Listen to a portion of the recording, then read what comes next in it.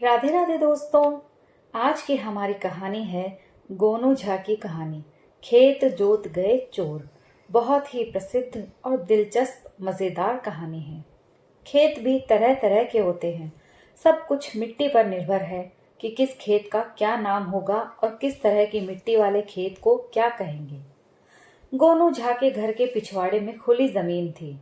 पथरीली और कंकड़ीली जमीन होने के कारण उसे बंजर पड़ती की संज्ञा दी जाती थी। प्रायः वहां अकवन, चिरचिरी, सरकंडे जैसी वनस्पति उग जाती थी या फिर कंटैया। इस तरह के वनस्पतियों का कोई घरेलू उपयोग नहीं था, जिसके कारण इसी तरह के झाड़ झंकार से गोनू झा के घर का पिछवाड़ा भरा हुआ था। पहले गोनू झा अपने घर के अहाते का ध्यान रखते थे, लेकिन जब से वे मिथिला नरेश के दरबार में विदूषक बनाए गए, तब से उन्हें मौका ही नहीं मिलता कि कहाँ क्या करना है। एक बार महाराज भव सिंह तीर्थाटन के लिए निकले तो गोनू झा को अपने घर पर रहने का अवसर मिला। एक दिन वे अपनी पत्नी के साथ अपने घर के अहाते का भ्रमण कर रहे थे कि उनकी नजर घर के पिछवाड़े की खुली जमीन पर पड़ी। उन्होंने अपनी पत्नी से कहा, तुमने कभी बताया नहीं कि घर के पिछवाड़े में झाड़ियों का जंगल सा बन चुका है। इस खरपतवार में तो सांप, बिच्छू, सियार सबकी बहार हो जाएगी। चोर उचक्के यदि इसमें छुप जाएं तो पता भी लगाना मुश्किल होगा।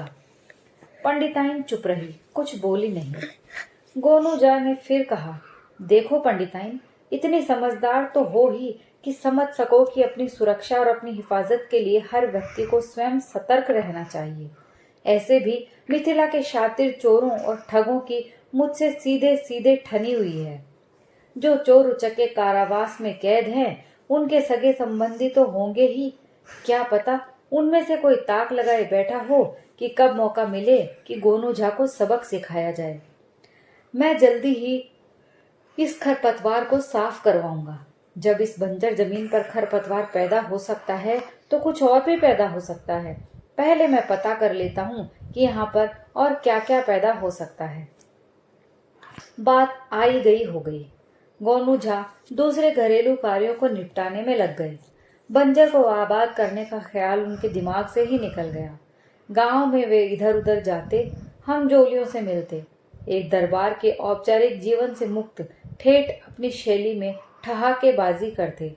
कहीं उनके लिए भात, मछली और पकोड़े तले जाते तो कहीं भांग घोटा जाता।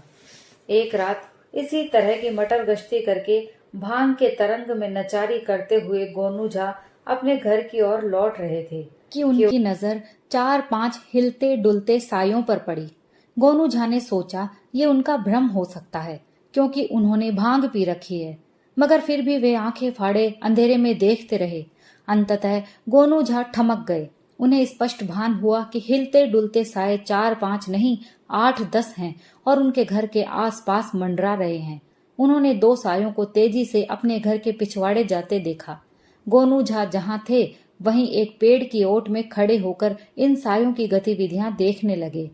उन्होंने देखा कि शेष रह गए साए 2 भागों में बट गए। प्रत्येक भाग में 4-4 साए थे।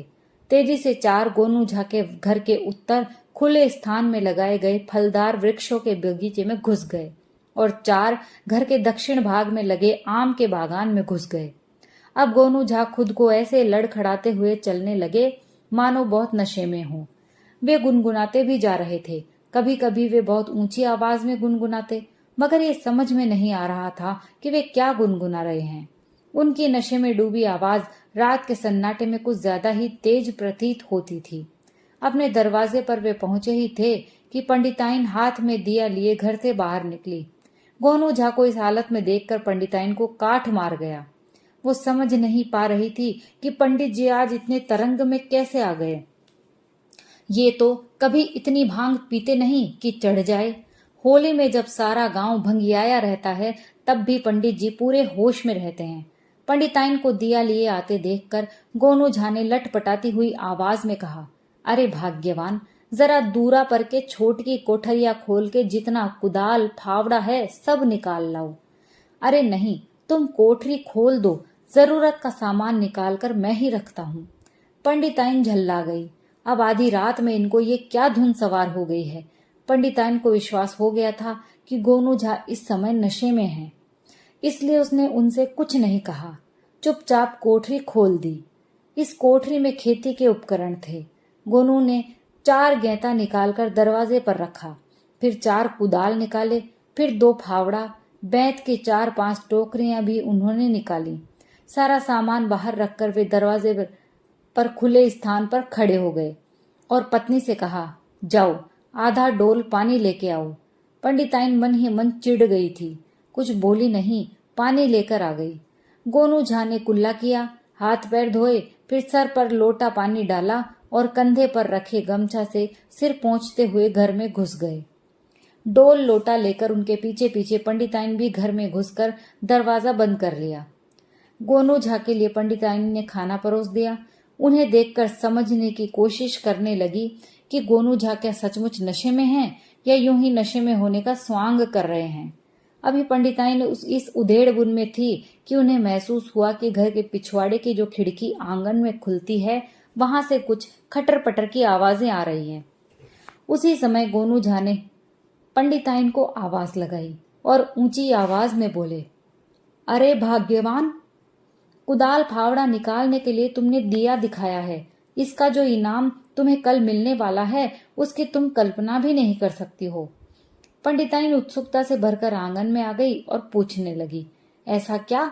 मुझे तो समझ में नहीं आ रहा है कि रात में कुदाल गेंता क्यों निकलवा रहे हैं आप। कम से कम 15 जन के औजार आपने निकलवाए हैं, क्या होगा इनका? अरे भाग्यवान, कल इस कुदाल फावड़े से समझो कि अपनी कंगाली जड़ से खुद जाएगी। इतना धन इन औजारों से प्राप्त होने वाला है जिसकी तुम कल्पना भी नहीं कर सकती। मुझे तो बहुत पहले ही ये कदम उठा लेना चाहिए था। अक्ल आती है आते आते। मुझे कुछ भी समझ में नहीं आ रहा, तुम कैसी पहेलियां बुझा रहे हो? धन की बात सुनकर पंडिताइन की उत्सुकता जग चुकी थी। गोनू झा ने तपाक से कहा, पगली, धन वैभव की बात तुम्हें यहाँ खुले में बताऊं? इतना तेज नशा नहीं हुआ है अभी कि अपना होश गंवा बैठूं। तुम मेरी अर्धांगिनी हो, तुम्हें सब बता देना मेरा धर्म है। अग्नि के 7 फेरों में लिए जाने वाले 7 संकल्पों में से एक संकल्प यह भी तो होता है, लेकिन यहाँ नहीं। चलो कमरे में बताता हूँ। इतना कहकर गोनू झा मुस्कुराते हुए पत्नी का कंधा पकड़कर कमरे में आ गए और गुनगुनाने लगे। पंडिताइन कुछ देर तो शांत रहकर उनके चुप रहने की प्रतीक्षा करती रही, लेकिन जब उससे नहीं रहा गया तब बोली, अरे बताओ भी कि किस धन की बात कर रहे हो और उस धन का इस खेती के औजारों से क्या संबंध है? गोनू झा कुछ कहते उससे पहले ही कमरे की खिड़की के पास खटका हुआ। गोनू झा अभी उस आवाज पर ध्यान दे रहे थे कि पंडिताइन बोली, अरे कुछ नहीं है, बिल्ली रात बेरात इसी तरह उछल कूद शिकार करती रहती है। तुम बताओ ना, क्या बताने वाले थे? गोनू झा चलते हुए खिड़की के पास पहुंच गए और ऊंची आवाज में बोलने लगे, मेरे पिताजी ने मरने से पहले मुझे बताया था कि पिछवाड़े की जमीन को उन्होंने जानबूझकर बंजर रख छोड़ा है ताकि किसी को भी इस जमीन में छुपे खजाने का पता न चल सके। इस जमीन में 7 स्थानों पर पिताजी ने सोने की मोहरों से भरे घड़े गड़वा रखे हैं। मुझसे उन्होंने कहा था कि जब बहुत जरूरत महसूस हो तब इन खजानों का उपयोग करना। मैंने भी उनके मरने के बाद पिछवाड़े की जमीन पर कुदाल नहीं चलवाई। सोचा इस 2 कट्टे में बाड़ी भी न लगे तो क्या है। मगर आज भांग छांकते समय अचानक मेरे मस्तिष्क में यह विचार कौंधा कि इतना सोना रहते हुए मेरी पंडिताइन एक पतली सिकड़ी पहनती है, खपरेल के घर में रहती है। मुझे अपने धन का वैभवपूर्ण उपयोग करना चाहिए। जानती हो ना, सोम का धन शैतान खाता है। तब से ही मैं इन घड़ों को निकलवाने के लिए बेचैन हूँ। खैर आज नहीं तो कल सही। कल पौ फटते ही मैं 15-20 मजदूरों को पकड़ लाऊंगा। 2 घंटे में जमीन के खरपतवार की सफाई और जमीन खोदकर स्वर्ण मुद्राओं से भरे घड़े को निकालकर आराम की जिंदगी। इसके बाद गोनू झा खूब जोर से हंसने लगे। फिर महाराज की चाकरी करने की जरूरत नहीं, नगर सेठों में बैठूंगा। मैं तुम्हें रानी की तरह सजाकर रखूंगा। हाँ हाँ हाँ, हंसी का अटूट सिलसिला सा चल पड़ा। गोनू झा को इस तरह हंसते देख पंडिताइन भयभीत हो गई कि कहीं गोनू झा को भांग तो नहीं चढ़ गई। वो बेचैन हो गई और गोनू झा को अनुनय विनय के साथ बिस्तर पर ले आई। गोनू झा जल्दी ही गहरी नींद में सो गई। पंडिताइन की भी आंखें लग गई। सुबह पौ फटने से पहले ही पंडिताइन जग गई। नारी सुलभा जिज्ञासा उसे बेचैन किए थी कि इतना सोना जब घर में आएगा तब वह क्या क्या करेगी। कई बार उसका मन हुआ कि गोनू झा को जगा ले और उन्हें मजदूर लाने के लिए भेज दे। सवेरा हो जाने के बाद जन कमाने निकल जाते हैं। क्या पता पंडित जी अगर देर से जगे तो कोई मजदूर मिले न मिले। एक की बात रहती तो चलो कोई बात नहीं, जरूरत तो 10-15 मजदूरों की है।